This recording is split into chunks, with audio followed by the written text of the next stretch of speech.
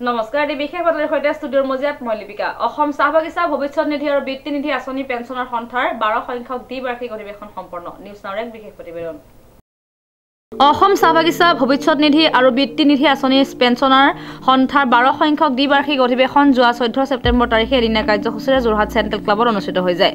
সন্থাৰ সভাপতি ধনঞ্জয় দাসে পতাকা উত্তোলন কৰা অনুষ্ঠানত বন্তি প্ৰজ্বলন কৰে জ্যেষ্ঠ পেঞ্চনাৰ মাখনি শইকীয়াই। যোৰহাটৰ মহিলা পেঞ্চনাৰসকলৰ দ্বাৰা পৰিৱেশন কৰা সমবেত গীতেৰে আৰম্ভ হোৱা সভাত সভাপতিত্ব কৰে ধনঞ্জয় দাসে। আদৰণি ভাষণ পাঠ কৰা অভ্যৰ্থনা সমিতিৰ সভাপতি ইন্দ্ৰজিৎ প্ৰসাদে। মূল সভাখন আনুষ্ঠানিকভাৱে উদ্বোধন কৰে সমাজ সচেতন লেখক অসম চাহ কৰ্মচাৰী সংঘৰ সভাপতি মহম্মদ হাৰিছুজ জামানে নিজৰ চমু ভাষণেৰে আনুষ্ঠানিকভাৱে সভাখন উদ্বোধন কৰা বুলি ঘোষণা কৰে। তেখেতে সাৱলীল ভাষণে সকলোকে আপ্লুত কৰে। গুৱাহাটী, শিলচৰ, তেজপুৰ, গোলাঘাট, শিৱসাগৰ, ডিব্ৰুগড়, তিনিচুকীয়া আৰু যোৰহাটৰ প্ৰতিনিধিয়ে অংশগ্ৰহণ কৰা সভাত স্মৃতি গ্ৰন্থ অৱসৰী উন্মোচন কৰে জনপ্ৰিয় গায়ক গীতিকাৰ সুৰকাৰ অনাতাঁৰ শিল্পী ৰাম চাচনিয়ে। আজি এই অনুষ্ঠানতে দুগৰাকী বয়োজ্যেষ্ঠ পেঞ্চনাৰ ক্ৰমে মাখনি শইকীয়া আৰু ধীৰেন্দ্ৰ নাথ বৰাক একোখনি ফুলাম গামোচা আৰু এপাহ ফুলেৰে সম্বৰ্ধনা জনোৱা হয়। সভাত পেঞ্চনাৰসকলৰ সমস্যা সুবিধা অসুবিধা সম্পৰ্কে কেইবাটাও প্ৰস্তাৱ গ্ৰহণ কৰে। 2024 আৰু 2026 বৰ্ষৰ বাবে ৰাম চাচনি ধনঞ্জয় দাসক উপদেষ্টা, দেৱাশিষ ভট্টাচাৰ্যক সভাপতি, ইন্দ্ৰজিৎ প্ৰসাদ আৰু ধীৰেন বসুমতাৰীক উপসভাপতি, হিৰাংশু চক্ৰৱৰ্তীক সাধাৰণ সম্পাদক, চিত্ৰা ঠাকুৰীয়া আৰু চক্ৰেশ্বৰ দাসক যুটীয়া সম্পাদক, ভৱেশ দাসক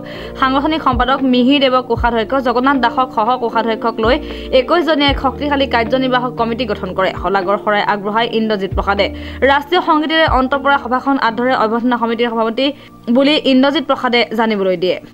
আমাৰ এই অধিৱেশন অসমৰ বিভিন্ন জিলা সদৰ ঠাইত অনুষ্ঠিত হৈ আহিছে। এইবাৰ আমি যোৰহাটৰ এই অধিৱেশন অনুষ্ঠিত কৰিবলৈ লৈছোঁ আৰু ইতিমধ্যে আমাৰ এই অধিৱেশনলৈ অসমৰ বিভিন্ন প্ৰান্তৰ গুৱাহাটী, তেজপুৰ, শিলচৰ, গোলাঘাট, তেজপুৰ আদিৰ প্ৰতিনিধিসকল আহিছে। মূলতঃ আমাৰ এই সন্থাৰ উদ্দেশ্য আমি একত্ৰিত হোৱা। আমাৰ সৰহসংখ্যক পেঞ্চনাৰ প্ৰায় 70-80 ঊৰ্ধত আছে আৰু তেখেতসকলক আমি সঘনাই লগ পোৱাৰ এটা সৌভাগ্য নাথাকে। আমি এইটো এটা আমাৰ সুবিধা, অধিৱেশনত আমি সকলোকে লগ পাওঁ আৰু আমাৰ যিখিনি আমাৰ দাবী দাবাজ বুলি মই নকওঁ, আমাৰ পেঞ্চনাৰসকলৰ কিছু সুবিধা অসুবিধা আছে।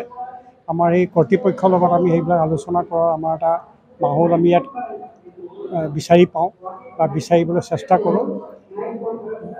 আমি পেঞ্চনাৰ সন্থাৰ তেনেকুৱা কোনো দাবী দাবাজ আছে বুলি আমি নাভাবোঁ। তথাপিতো আমি আশা কৰোঁ আমাৰ যিবিলাক মৰগীয়া বানচ বা পেঞ্চন, চিকিৎসা বানচ প্ৰধানকৈ আমাৰ চিকিৎসা বানক আমি অথৰিটিৰ পৰা সময়মতে আমি পোৱা আমি আশা কৰোঁ। দ্বিতীয়তে দেখা গৈছে আমাৰ পেঞ্চনাৰসকল প্ৰায়